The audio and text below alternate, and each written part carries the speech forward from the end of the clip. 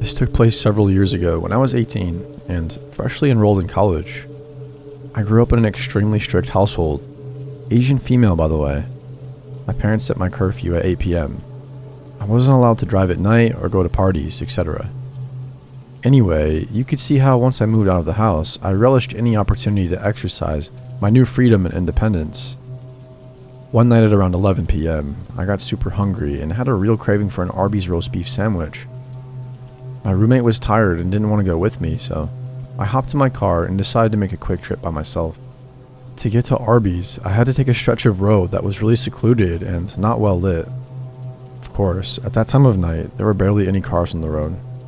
At a stoplight just a few blocks from the Arby's, I was the third car waiting at the red light. Car A was in the very front, car B was behind it, and I was behind car B. There was a last car, car C, that was behind me. All of a sudden, I guess he must have thought the light had turned, but it was still red. The car in front of me stepped on the gas and lurched forward, tapping the back of the car in front of him. The two drivers immediately got out and started looking at the damage. Neither of them was hurt, and there was little to no damage that I could see made to either car. I had no idea what to do in that situation. Again, I was a dumb 18-year-old just ejected into the adult world, and I had never witnessed an accident of any kind before. Was I supposed to stick around as a witness or something? I wasn't sure, but I felt very uneasy about the idea of getting out of my car in the middle of the night on a really isolated road to talk to these two guys, especially when I didn't think they needed my intervention at all. Again, it was a super minor fender bender, and they were talking about it civilly, though they didn't move their cars.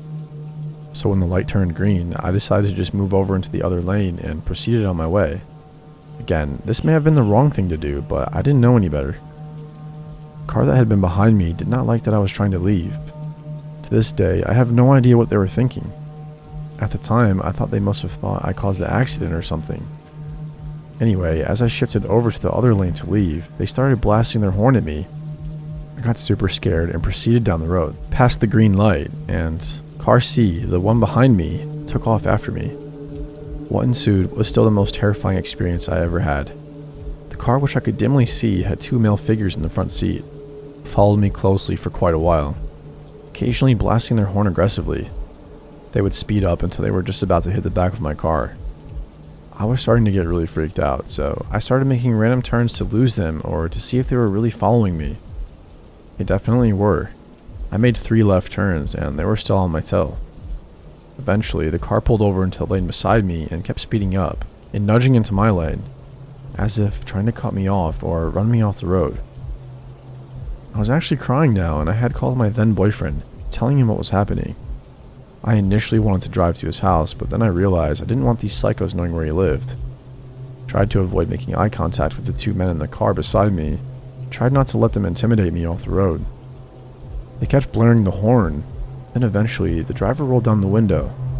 I was too scared to talk to him, but I could hear what he screamed clearly through my window, which had a slight gap in the top that never sealed up. "We're going to catch you, bitch. I'm going to kill your dumb ass." I think the guy next to him said something like, "Don't slow down," or something, but I couldn't hear it as clearly over the rushing of the wind and the sounds of our cars accelerating. My boyfriend heard them shouting over the phone and directed me to the nearest police station, which was about 8 miles away from where I was. It was actually hard for him to find the police station or to give me directions to it, because I had no idea where I was. 2 guys kept shouting things at me, but I don't know what else was said, because I was too busy blubbering to my boyfriend. Maybe it's really hard to remember what went on in those moments physically. I was speeding so fast to try to get away from these guys at this point that I was hoping a cop would stop me. There were no cars on any of the roads we went down, and it just made everything worse and worse. And then my phone battery decided it was time to die. I seriously thought I was one of those horror movies my parents had always told me about. Eventually, I finally saw the police station my boyfriend had given me the directions to, almost drove past it, and turned into the parking lot. The car followed me in, and the passenger door actually opened before the car even stopped. But then I think they noticed where they were, and they drove out of there fast. I sat in my car, too terrified to get out because I thought moving would provoke them into coming back. Literally 60 seconds later, my boyfriend pulled into the parking lot next to my car and climbed out with a baseball bat. He held me there for a little while, and then a cop who was pulling into the lot or something, coming out of the building, approached us and asked if everything was okay. Turns out that car had tailed me to fit the description of a car that had apparently scared a girl so badly. Same type of thing, late night, empty road, lone driver, and super aggressive driving and screaming as she crashed her car into a tree in a divider, trying to get away from these guys. Neither she nor I got a license plate though, and to this day, I don't know if they ever caught those guys. I don't know what kind of human being get their kicks out of terrorizing female drivers late at night on the road, but whoever they were, screw those guys. I hope someone somewhere managed to put a stop to them.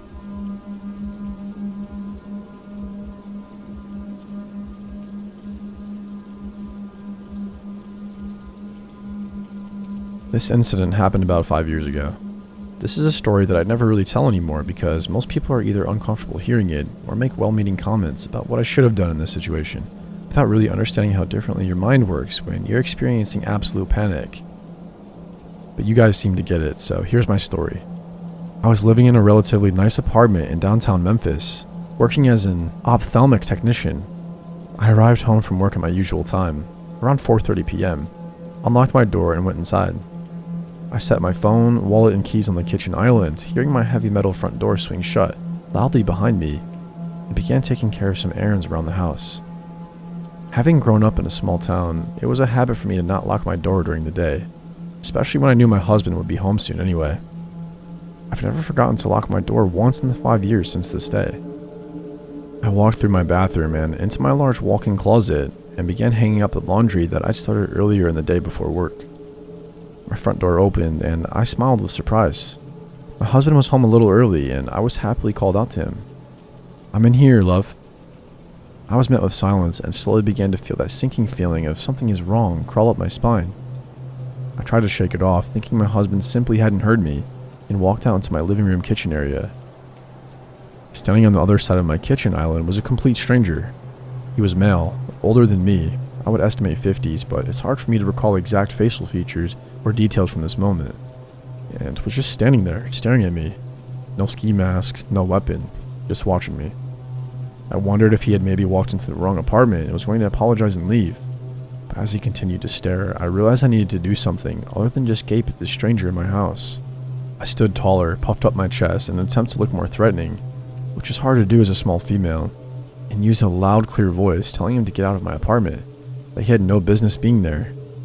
He completely ignored me like I hadn't even spoken, then he began to pick up my things, my cell phone, my keys, my wallet.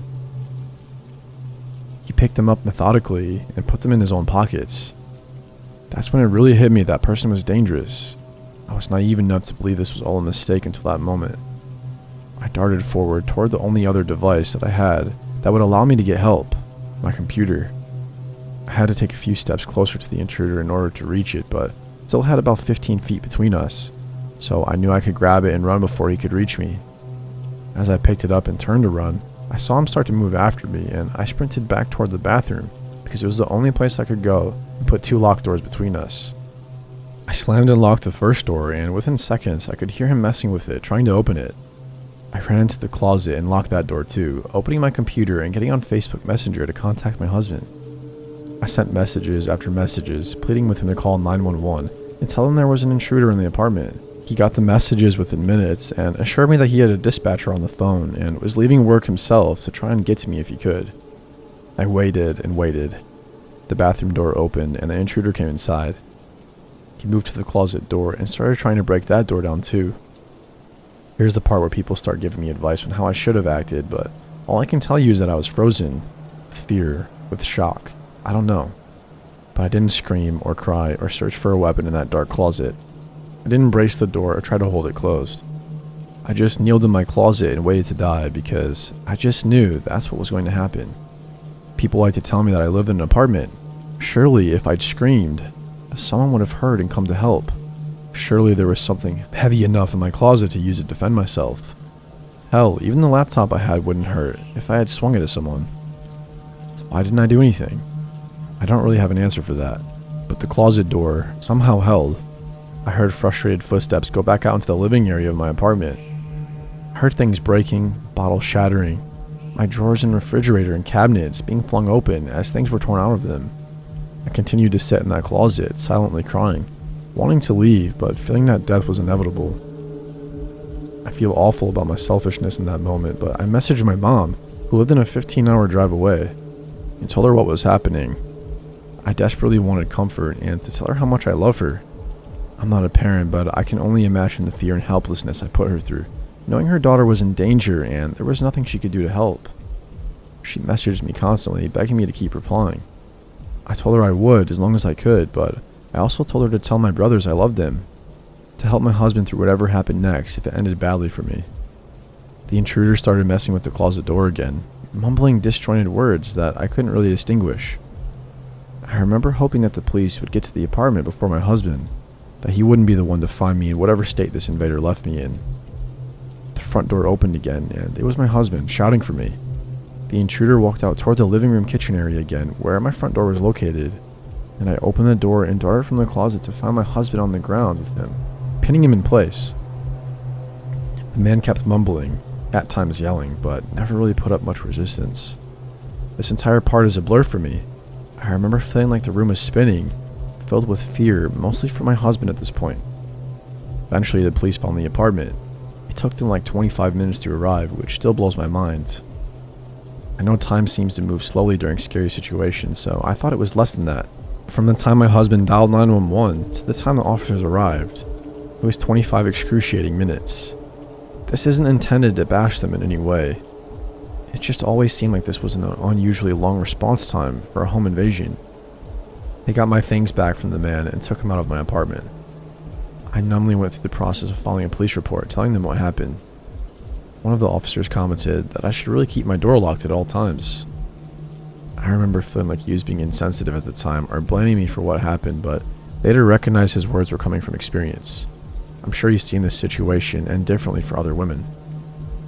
Within 30 minutes, the scariest incident of my life was over, but I've carried the fear, the violation, and the anxiety of having someone intrude into my space for years. If it happened to me once, it could happen again.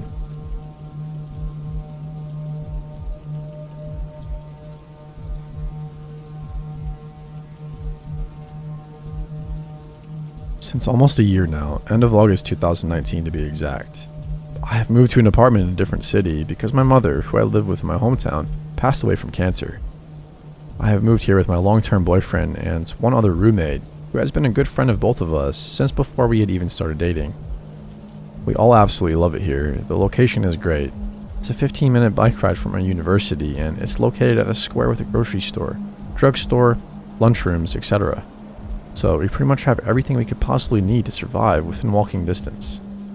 However, after just a month or two of living there, someone has started to ring my doorbell at exactly 11:05 p.m. semi-regularly. Sometimes every day, sometimes every other day. Sometimes there's a week in between. Sometimes there are a couple of weeks in between. But it is always around 11:05 p.m. And every single time, I get no answer each time I ask through the intercom who it is. Except for one time, but I will get to that in a bit. At first, I thought it was friends from one of the neighbors who accidentally rang the wrong doorbell.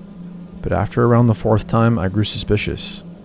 And after more than those 4 times, I started noticing that it always happens at either exactly 11:05 p.m. or a few minutes earlier or later. My boyfriend and roommate both work at bars, so they work until very late and would usually only get home around 2 a.m. So each time it happened, I was always alone at home, and it started to really freak me out after a while.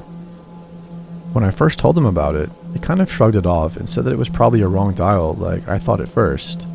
But when I told them that it was happening so many times, and sometimes even daily, they didn't really believe me and thought I was just a little paranoid and spooked. However, one night when the doorbell rang again and I answered the intercom asking who it was, I heard very heavy breathing. I was thoroughly spooked at that moment. I was again home alone and kept asking who they were and what they wanted. I couldn't make out from the breathing if it was a man or a woman, but I heard a strange mumbling whispering, and then it was dead silent. The hand appeared to have left. I had put my apartment door on a double lock after that. I was so scared and spooked out. Thankfully, my roommate got home a little earlier that night, around 30 minutes after the doorbell rang, and he could tell how upset I was. Now, with the corona crisis, my roommate and boyfriend aren't able to work anymore, and they now also witnessed the frequent door ringing at 11:05 p.m. So they now do believe me and agree that it is very odd and creepy. We have a balcony that looks down at where our apartment building's main front door is. But because there's also a shop right underneath us that always has those curtain roof things out, the view to the door is partially obscured. Every time our doorbell rang, I and my boyfriend and my roommate would go to the balcony to see if we could see anyone, but we never could. I have also asked my neighbors from my apartment building if their doorbell also gets rung so often, but the ones that I asked all said that it has never happened to them. So 2 weeks ago, my roommate decided to do some investigating and went outside our apartment building at 11 p.m., standing across the street and pretending to have a smoke, while keeping an eye on the door. He said he did see a man who looked kind of suspicious wandering around our apartment building, who slowed down his pace significantly as soon as he approached our door. But when he spotted my roommate looking at him, he quickly walked away. We aren't 100% sure if that's the door ringer, but that was very, very suspicious. Our doorbell hasn't been rung at night since that day, and I'm hoping that maybe it will stop now, but there is a possibility that it will continue again in a few weeks.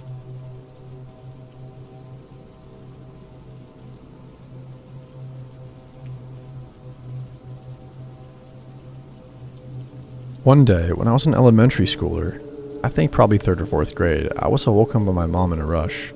She had overslept, and since she always woke me up in the morning, this meant that I too overslept, and now there was just no way I was going to be ready for school early enough to get on the bus. School started at 8 a.m., and my bus picks me up at 7, but it was already like 6:40 or something, and I was still in my pajamas and hadn't even had breakfast yet. So my mom decided that today we would just tell the bus driver to go on ahead, and she would take me to school, which would give me plenty of time to get ready. So I'm sitting there at the dining room table, eating breakfast, still in my pajamas, and it's now about 6:50. We hear the bus pull up about 10 minutes earlier than usual. My mom peeks her head out of the door in the foggy morning and waves the bus on. She closes the door and comes back inside, but the bus doesn't pull away.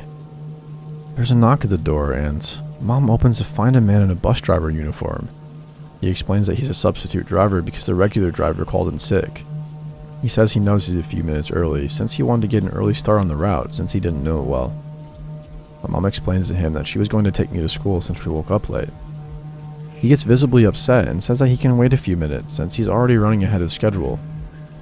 My mom insists that no, I won't be ready to go in a few minutes and tells him to go on ahead. He seemed angry about this but turned around and got back in the bus and left. I returned to eating my breakfast and still don't have my school clothes on at this point. But at 7 a.m. sharp, another bus pulls up to my house. My mom thinks this is weird and goes outside to talk to them. She comes back inside looking terrified but doesn't really say anything about it and tells me to finish getting ready for school. At the time, I didn't know what happened, but my mom would end up telling me a few years later. When she went to this second bus, she found that it was being driven by my regular bus driver and it was full of all the other kids that are usually on the route. The other bus was empty, by the way. My mom asked the driver about the substitute driver and about him calling in sick. I never called in sick. There's no substitute driver on my route, he says. The driver immediately called dispatch in a panic and told my mom to go inside and call the police, which she did, without me knowing, and report this incident. There was absolutely no one doing my driver's route that day. Whoever this was most likely a kidnapper who had targeted me. I never heard anything about it again, not even if someone else had ended up being picked up by the mysterious fake bus driver. But chances are, had I gotten on that bus, I would have never made it to school or back home. And if my mom hadn't overslept on that specific day, I would have been on that bus.